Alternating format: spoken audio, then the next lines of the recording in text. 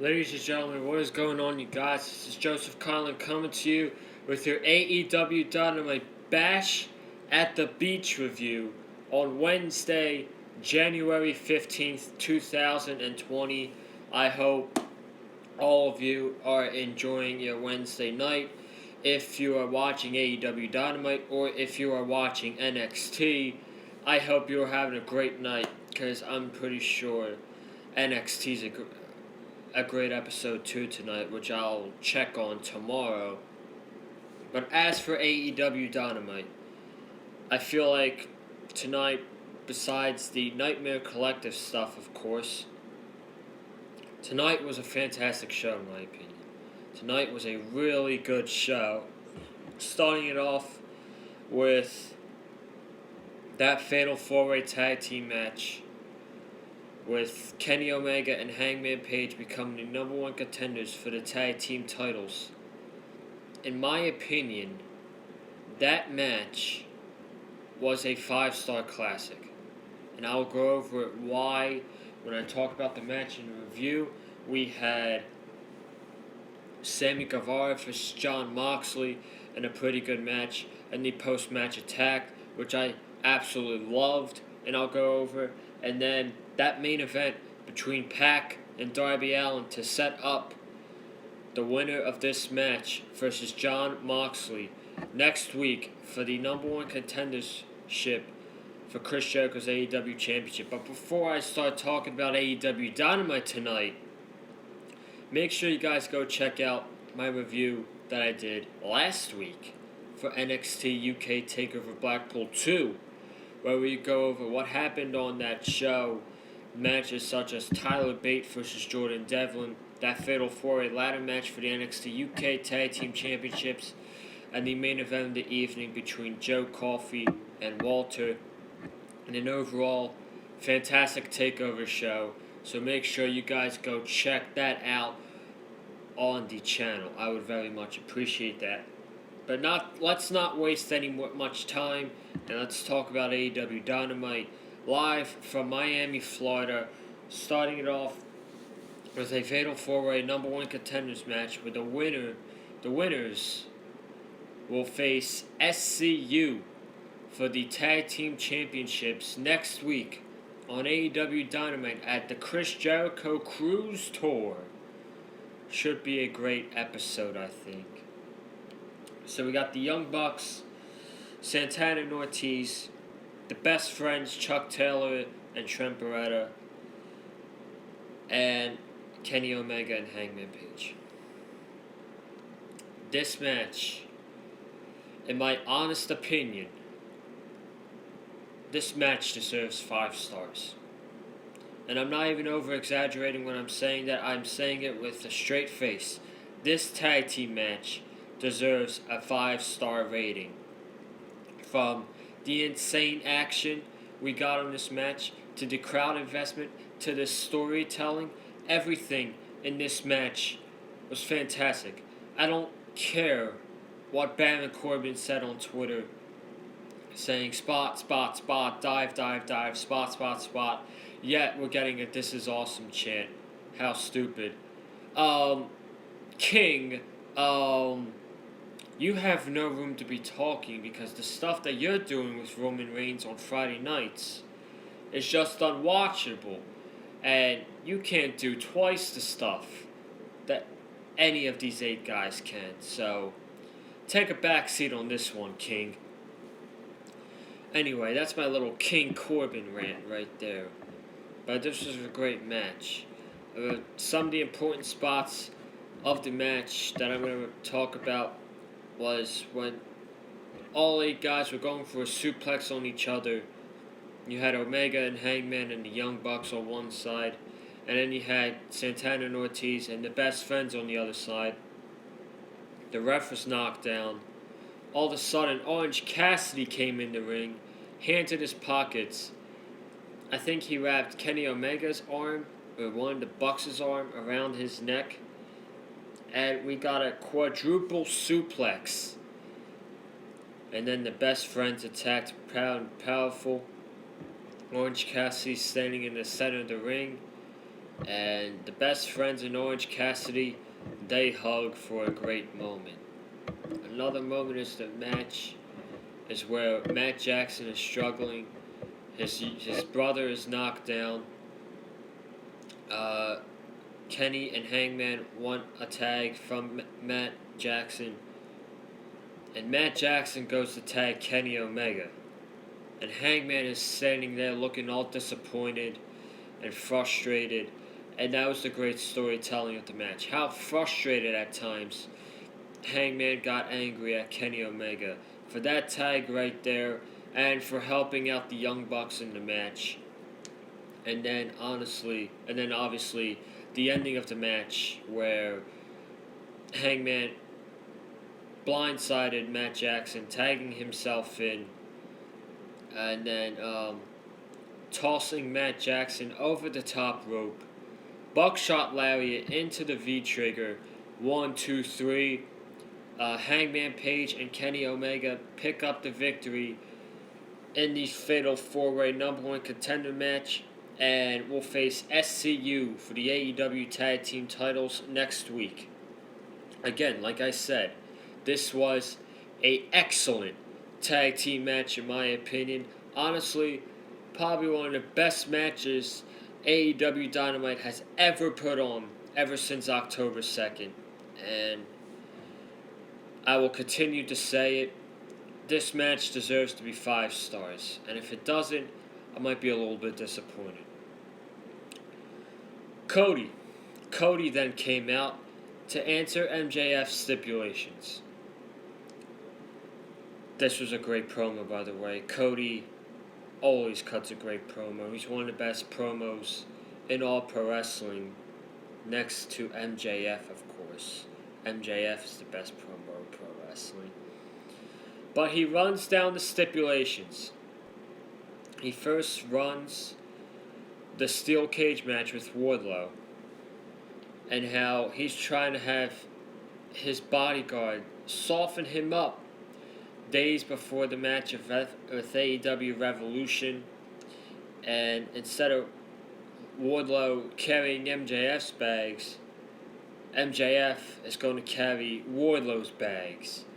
So the crowd popped for that, and then Cody said, I got a perfect destination for that match to happen. And it was announced later in the night that steel cage match is going to happen on the February 19th episode of AEW Dynamite, live from Cody's hometown of Atlanta, Georgia. He then runs down the second stipulation, which is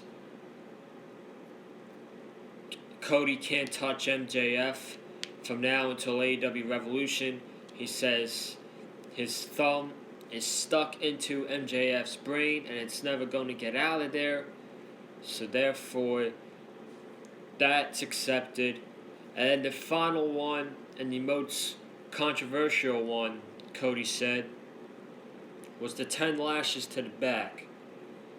And he said that he thinks that making 10 lashes is going to bruise up Cody's back, and it's going to be an easy target to attack Cody with. And there's going to be blood coming out of his back. But he denies that, and he accepts all of the stipulations that MJF has laid down. And it looks like we're going to get all 3 stipulations. I don't know when Cody is going to be taking the lashes to the back, but I know that the steel cage match is going to be happening on the February 19th episode of AEW Dynamite, which is going to be very historic because that's going to be the very first steel cage match in AEW history. Joey Janela then cuts a backstage vignette of Penelope Ford. He said that Penelope Ford gave him a low blow to the balls on the January 1st episode of AEW Dynamite. Penelope Ford, by the way, Joey Janela's ex-girlfriend, who is now dating Kip Sabian. He said that she wants to walk around like she's all pretty and famous with Kip Sabian, his brand new boyfriend. And if Kip Sabian dares to cross Joey Janela in the future, bad things will happen. And Janela said that 2019 wasn't quite his year, and his record was not what he wanted it to be. But he said he's got a match next week with Rey Fenix, who is one of the most underrated wrestlers in the entire world. And he said next week he will get 2020 on track when he defeats Rey Fenix next week on the Chris Jericho cruise for AEW Dynamite. So next week we're getting Joey Janela versus Rey Fenix. I think that's going to be a barn burner. That could be a sleeper match of the night next week. Oh boy, the worst part of the show. The Nightmare Collective, or should I say, the Garbage Collective of Brandy Rhodes and Mel versus Hikaru Shida and Chris Statlander. Let me just say this. I like Brandy Rhodes. I really do. But her role should not be being a pro wrestler. She doesn't need to. She's better off being in a managerial role. If she's standing alongside with her husband Cody, or she's the manager of the Nightmare Collective, she does not deserve to be in a wrestling ring. I'm saying that with the most upright respect. I'm not saying it in a negative way. I'm saying it in a positive way. Mel looked lost in the ring at times, but I mean, her performance was okay from my perspective. But at some times, she did look very lost. At the end, Hikaru Shida takes out Brandy Rhodes. Chris Statlander hits her pile driver onto Mel, and Chris Statlander picks up the victory for her team. They need to get the Garbage Collective off of television for a long time. Nobody cares about them. You heard that crowd. That crowd was absolutely dead when the Garbage Collective came out to the ring. Nobody cares about them. Nobody wants to see them. They are not over with the crowd. So just get them off television and move on. Please. Let's build Hikaru Shida and Chris Statlander. Let's build one of them to take the championship off of Riho at AEW Revolution. I think that'd be great. I honestly wouldn't mind seeing another match between Chris Statlander and Riho, if I'm going to be honest. I wouldn't mind it. We then got Sammy Guevara versus Jon Moxley next. We go to commercial break during Sammy's entrance, and Sammy is doing the cue card thing like he did last week and he did the previous week. It's honestly becoming one of my favorite things on this show. I laugh when he does the cue cards, and I think it's great. I think it's great for the commercials, and it makes you want to stick around and watch the commercials to see what Sammy Guevara is going to say. So I like that. I think they should keep up with that for the coming weeks. But the match, before the match, we get a wait for Moxley, crowd chanting Moxley. Moxley pulls up in the Ford GT, blue car, very nice car. Gets out of the car to a huge Moxley chant, no theme music. And then the match starts, and Sammy Guevara goes right after Jon Moxley. Takes advantage of him early, gets a shotgun dropkick gun on him, does a suicide dive onto the outside to Moxley, and he takes advantage to start the match. We go to commercial for a little bit. Moxley gets some advantage, gets some moves in on Sammy Guevara, a tilt-a-whirl backbreaker, I think, and then the finish of the match. I'm just going to skip to the finish of the match because I want to talk about the ending of the match, which is much more important. Sammy Guevara I think, goes for a moonsault, and Moxley, he lands right in front of Moxley, and then Moxley just grabs him. So that was a little botchy. I didn't like that much. But Moxley grabs him in a sleeper hold. Sammy Guevara taps out, and Moxley wins. I'm happy that Moxley won the match with a sleeper hold, because it shows you that he just can't beat you with the paradigm shift. He can beat you with multiple other things, as you've seen tonight. He defeated Sammy Guevara with the sleeper hold. So, I like that concept of it. But then, after the match, Chris Jericho's theme music hits. And this is one of the things that AEW has to stop with. So, Jericho's music's hit, and the lights go out. And AEW loves doing this all the time. They love doing the lights out gimmick. They did it with Joey Janela and Shawn Spears. They did it with the Nightmare Collective. And now they're doing it with the Inner Circle. It's gotta stop. A few times is enough. It doesn't have to happen every other week, you know? It gets old. And I just don't like that at all. Like, it doesn't fit the character either. It does not fit the Inner Circle character. Why don't they just come out regular, and then surround the ring, and then kick Moxley's ass? Which is exactly what they did. They destroyed Jon Moxley in this. Moxley tried to defend himself. I thought somebody was going to come out, but nobody came out.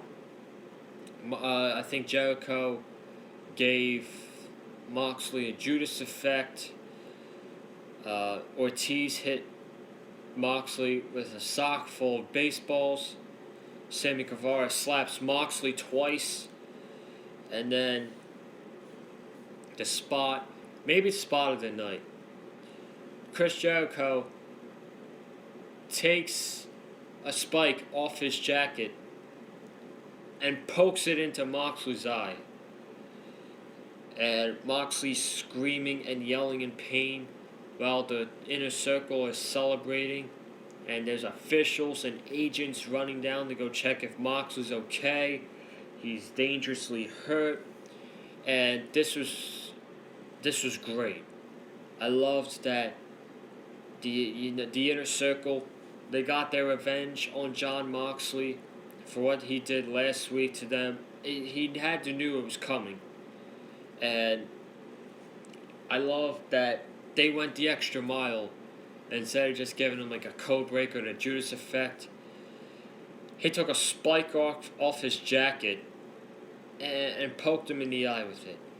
Just like, it's like the spot last week where Moxley hit Jericho in the head with a little bit of the bubbly. Same thing happened this week with the spike. I absolutely love that spot, and that spot is the eye, Moxley's eye, is definitely going to be a huge factor going into next week's match. This was great stuff. The match was pretty good for it being 10 minutes, but the post-match was awesome. We then got a 6-man tag with the Blade and the Butcher teaming up with MJF to face QT Marshall, Dustin Rhodes, and DDP, Diamond Dallas Page, who came out to a huge ovation. I gotta admit, I popped in the living room. I popped. You know what else I popped for? I popped for the shirt that MJF was wearing. I banged Dallas's daughter. Damn. This guy is television gold, man. He is television gold. With last week saying he's going to lay one of DDP's daughters down on his bed and he's going to bang. And then this week he comes out wearing a shirt saying, I banged DDP's daughter. Unreal. Great stuff. The match gets underway. We have DDP and MJF starting things off. MJF screams, you guys want to see this? MJF tags in the Butcher. DDP tags in QT Marshall. They exchange for a little bit, and then the Butcher, MJF tags himself in, and the crowd boos MJF. This was a fun match for what it was. I thought this was for I think 13 minutes it was. But yeah, I mean, Dustin looked unbelievable. He hit Canadian Destroyer once again. He did it like Adam Cole would do it. He jumped off the second rope and then hit a Canadian Destroyer. Or Adam Cole's case, the Panama Sunrise, which looked absolutely perfect. And the way MJF sold it was beautiful, swinging his arms, trying to punch DDP, but he couldn't see him because he just took a Canadian Destroyer, and then he turns around, eats a diamond cutter. QT Marshall tags himself in, takes out the Blade and the Butcher. MJF comes in at the end. Wait, am I missing something? I feel like I'm missing something. Yeah, Dustin does a swanton onto, running off the apron to the outside, onto the Blade and the Butcher. MJF is sneaking into the ring, rolls up QT Marshall, 1, 2, 3. MJF, the Blade and the Butcher, get the win. MJF's heel shenanigans continue. This was really good for what it was. It was fun, a fun 6-man tag. DDP looked pretty good for what he did. A couple kicks, a clothesline. He did a top rope spot, jumping onto the Blade and the Butcher outside of the ring. I thought he didn't look bad for what he did. QT impresses me every time I see him. I really want to see him more. I understand that this roster is loaded and he's not going to get a lot of time on Dynamite, so I could prefer seeing him on AEW Dark against guys. Put him against like a Joey Janela. See how it goes, just for the fun of it. I think it'd be good. And then Blade and the Butcher, they looked alright. I mean, gotta admit, they've cooled down a lot since their debut and they attacked Cody. They have cooled down a lot, and they need to pick up their steam fast, I think. How are they going to do that? Time will only tell. Main event, Pac versus Darby Allin.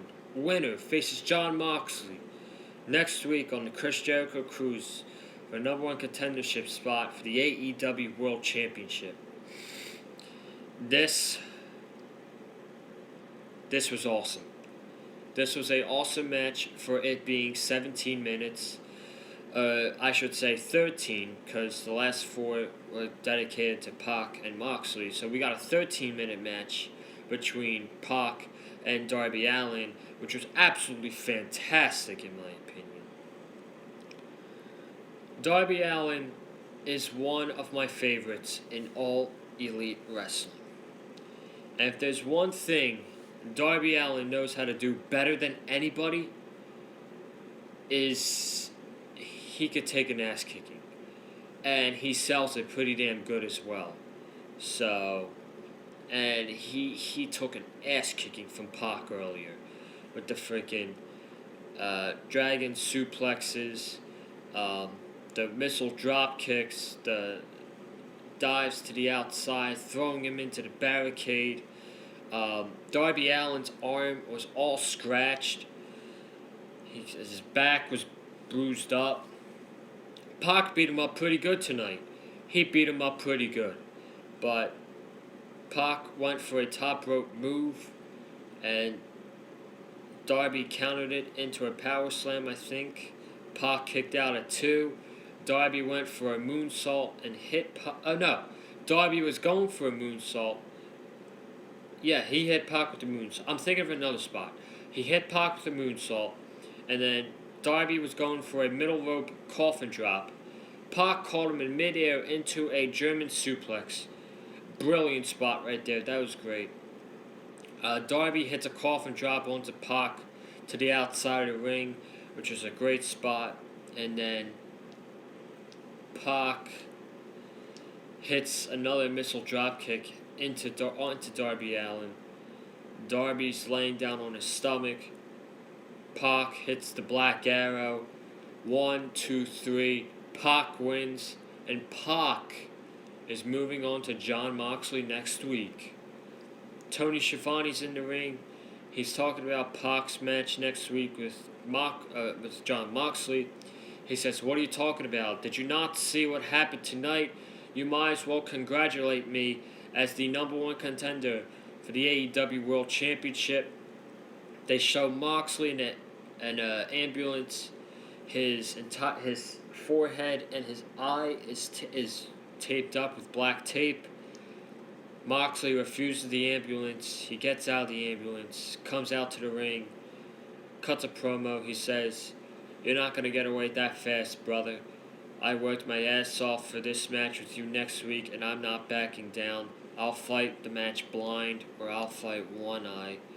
And that was it. Got you really excited for Pac and Jon Moxley next week on the Chris Jericho Cruise. And they have some unfinished business too. If you guys remember, they fought each other at AEW Dynamite in Pittsburgh, and that match went to a draw. So they have some huge unfinished business together, and they're going to settle it next week on the Chris Jericho Cruise in the number one contendership match for the AEW World Championship. I cannot wait for next week's Dynamite show. We got Moxley Pac. We got Chris Jericho teaming up with Santana and Ortiz to face the Jurassic Express. We got Kenny Omega and Hangman Adam Page challenging SCU for the tag team titles. And we also got Joey Janela versus Rey Fenix. But that's going to do it for the AEW Dynamite Bash at the Beach review for you guys tonight. Thank you guys so much for watching this video. If you haven't already, please subscribe to the Big Fight Fuel channel. We're trying to get to 100 subscribers before we start allowing guests come onto the show for reviews like this one, AEW Dynamite, NXT, a pay-per-view maybe, a pay-per-view prediction show. We gotta hit 100 subscribers first before we start. Something I would love to do in the future. Make sure you guys like this video with a super kick. Comment down below what you thought of this week's AEW Dynamite show. I thought, outside the Nightmare Collective stuff, this was an overall fantastic show, and it got you really excited for next week. Follow me on Twitter at Joseph Conlon. Follow Eddie on Twitter at Eddie Mullins, and I'll see you guys for tomorrow's review right here on the Big Fight Fuel channel for NXT. Have a great night, guys.